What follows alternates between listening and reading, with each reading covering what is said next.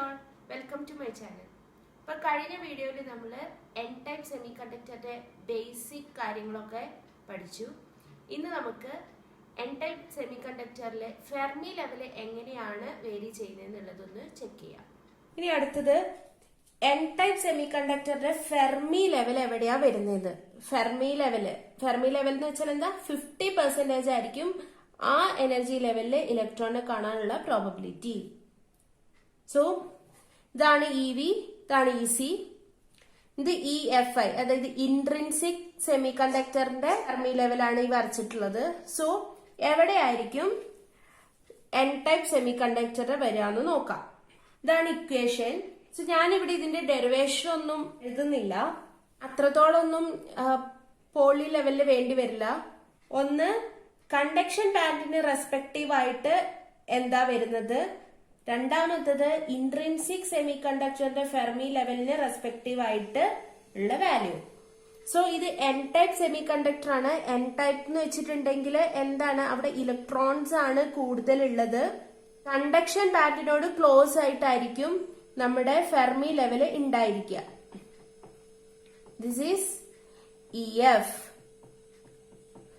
ഈ ഒരു ഡിഫറൻസ് അതാണ് ഈ കൊടുത്തിട്ടുള്ളത്. K T ln nc by n. ഇത് കണ്ടക്ഷൻ ബാൻഡിൽ നിന്ന് എത്ര താഴെയാണ് നമ്മുടെ ഫെർമി ലെവലിൽ കിടക്കുന്നത്, അതാണ് E C minus K T ln of N C by N. ഇനി ഇൻട്രിൻസിക് ഫെർമി ലെവലിന് എത്ര മുകളിലായിട്ടാണ് നമ്മുടെ ഫെർമി ലെവൽ കിടക്കുന്നത്, അതാണ് ഈ term K T ln of N by N I. ഇതിൽ നമ്മൾ അറിഞ്ഞിരിക്കേണ്ട കാര്യം എന്താന്ന് വെച്ചാൽ, ഈ ഒരു ടേം എടുക്കുക, ഈ ഒരു ഇക്വേഷൻ എടുക്കുക. ഇവിടെ എന്നിന്റെ വാല്യൂ എന്താണ്? എൻ ടൈപ്പില് എൻ ഡി ആണ് അല്ലെ, ഡോണർ കാരിയർ കോൺസെൻട്രേഷൻ ആണ് എന്നിന്റെ value. Suppose for a particular temperature നമ്മള് എൻ ഡിന്റെ വാല്യൂ ഇൻക്രീസ് ചെയ്യാണ്. എൻ ഡിന്റെ വാല്യൂ ഇൻക്രീസ് ചെയ്യാന്ന് വെച്ചിട്ടുണ്ടെങ്കിൽ ഈ ഡിനോമിനേറ്റർ വാല്യൂ ഇൻക്രീസ് ചെയ്യാൻ തുടങ്ങും അല്ലെ.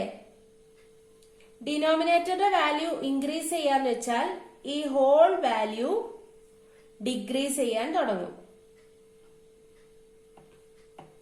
ഈ ഹോൾ വാല്യൂ ഡിക്രീസ് ചെയ്യും, അതായത് ഫെർമി ലെവൽ കണ്ടക്ഷൻ ബാൻഡിനോട് ക്ലോസ് ആയിട്ട് മൂവ് ചെയ്യാൻ തുടങ്ങും. So Fermi level moves upward.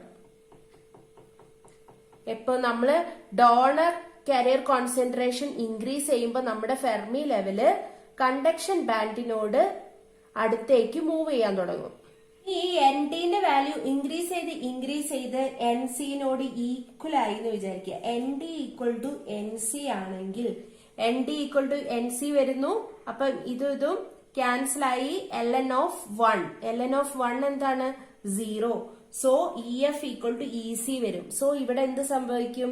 നമ്മുടെ എൻ ടൈപ്പ് സെമി കണ്ടക്ടറിന്റെ ഫെർമി ലെവലും ഇ സിയും തമ്മിൽ ഓവർലാപ്പ് ചെയ്യും.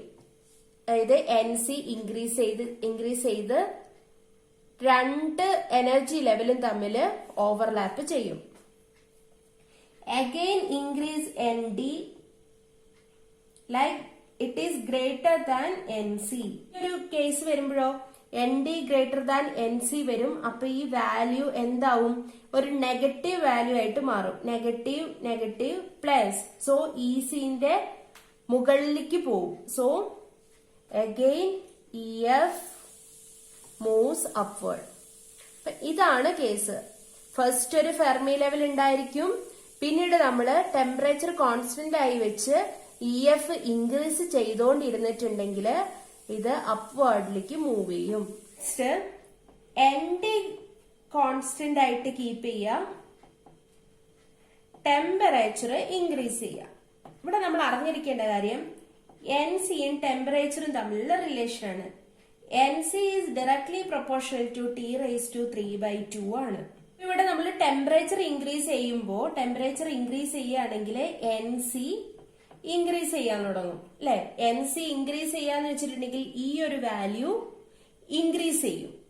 ഈ ഒരു വാല്യൂ ഇൻക്രീസ് ചെയ്യാന്ന് വെച്ചാല് ഇ സിയിൽ നിന്ന് താഴേക്ക് മൂവ് ചെയ്യാൻ തുടങ്ങും. എന്താണോ EF അതിൽ നിന്ന് വീണ്ടും താഴേക്ക് പൊസിഷൻ ചേഞ്ച് ചെയ്യും ടെമ്പറേച്ചർ ഇൻക്രീസ് ചെയ്യുമ്പോൾ.